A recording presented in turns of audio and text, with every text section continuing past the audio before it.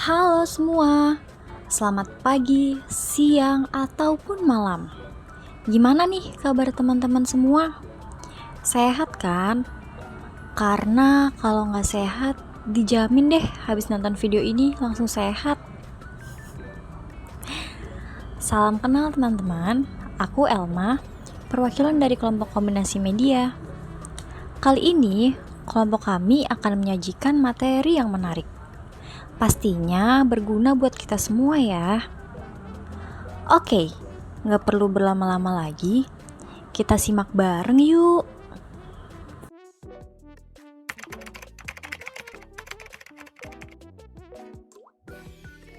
Oke, pertama-tama kita akan membahas definisi etika manajemen.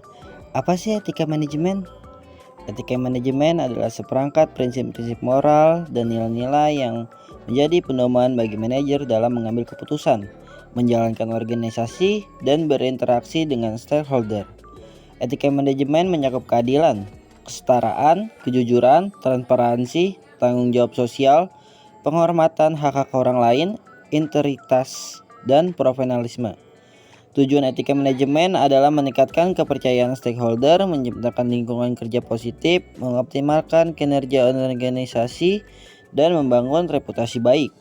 Manfaatnya meningkatkan kepuasan kerja, mengurangi resiko hukum, meningkatkan produktivitas, dan membangun kepercayaan pelanggan.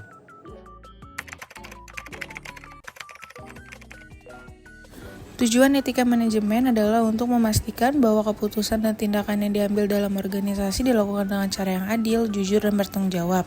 Etika manajemen berperan penting dalam menciptakan budaya organisasi yang menghargai nilai-nilai moral, seperti integritas, keadilan, dan transparansi.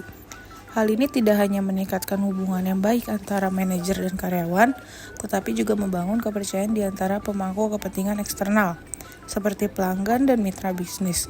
Dengan menerapkan etika yang baik, organisasi dapat menghindari risiko hukum dan reputasi serta mencapai keberlangsungan dalam jangka panjang melalui pengambilan keputusan yang berpertimbangkan dampak sosial dan lingkungan.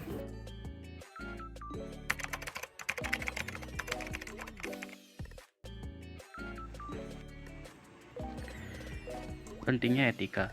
Etika adalah prinsip moral yang menjadi panduan dalam menentukan tindakan yang benar dan salah. Etika membentuk karakter individu dengan menanamkan nilai-nilai seperti kejujuran, tanggung jawab, dan rasa hormat, yang membuat seseorang lebih dihormati dan dipercaya. Dalam masyarakat, etika berperan penting dalam menjaga keharmonisan sosial. Dengan menghormati hak dan kepentingan orang lain, hubungan antar individu dapat berlangsung dengan baik dan konflik dapat diminimalkan.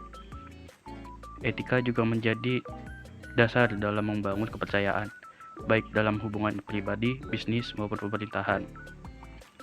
Perilaku etis memberikan rasa aman dan keyakinan kepada orang lain untuk bekerja sama. Sebagai panduan dalam pengambilan keputusan, etika membantu seseorang memilih tindakan yang adil dan bijaksana, terutama dalam situasi yang melibatkan dilema moral. Selain itu, etika mencerminkan tanggung jawab sosial, seperti menjaga lingkungan, menghormati hak asasi manusia, dan berkontribusi pada kebaikan bersama.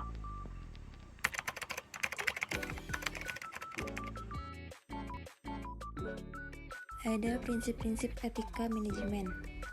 Prinsip-prinsip etika dalam manajemen adalah pedoman yang membantu para manajemen dalam mengambil keputusan yang adil, bertanggung jawab, dan sesuai dengan nilai-nilai norma.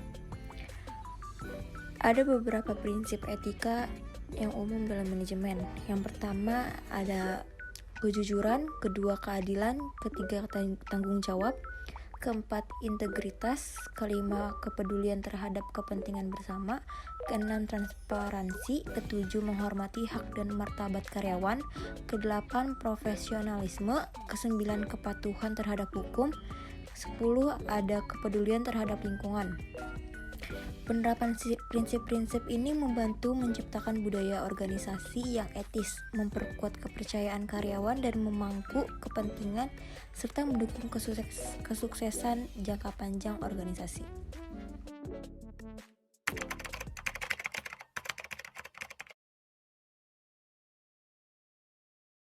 Etika dalam pengambilan keputusan merujuk pada prinsip moral dan standar perilaku yang menjadi panduan saat membuat keputusan.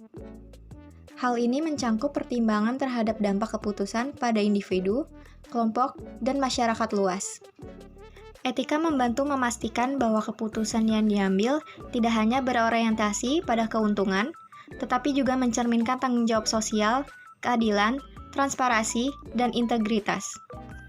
Dengan menerapkan etika, seseorang dapat membangun kepercayaan, menjaga reputasi, dan menciptakan lingkungan yang adil dan berkelanjutan.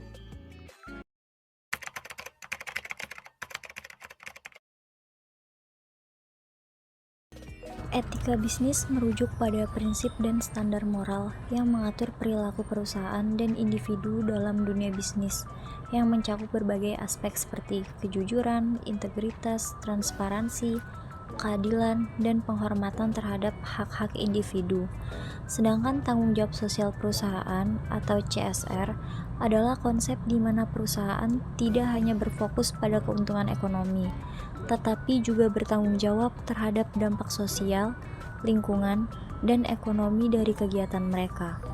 CSR meliputi kegiatan seperti perlindungan lingkungan, etika dalam rantai pasokan, dan pengembangan kesejahteraan pekerja.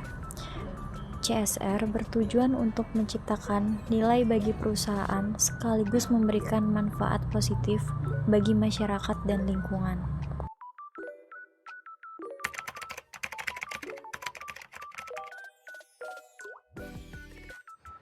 Selanjutnya, materi berikutnya mengenai etika dalam kepemimpinan dan organisasi multikultural.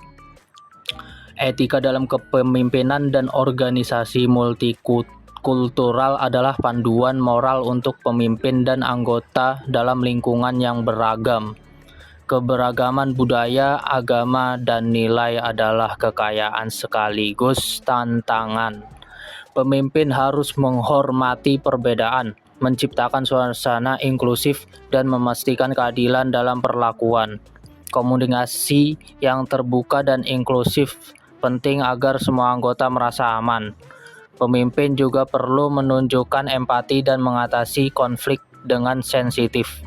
Dengan menerapkan prinsip etika ini, organisasi dapat menciptakan lingkungan yang harmonis dan produktif.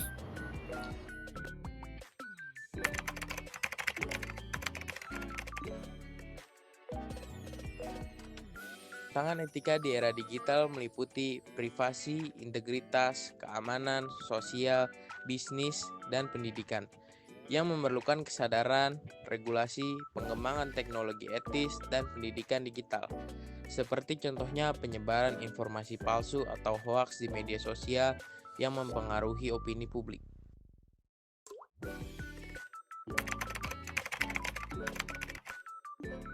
Adapun beberapa kasus pelanggaran etika yang sering terjadi di berbagai bidang.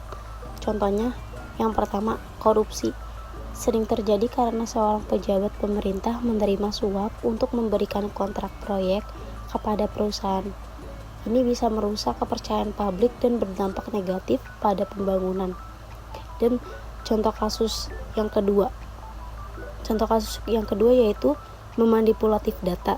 Sering terjadi karena seorang peneliti memanipulatif data untuk mendukung hipotesisnya yang dapat menyesatkan publik dan berdampak pada kebijakan kesehatan atau ilmiah.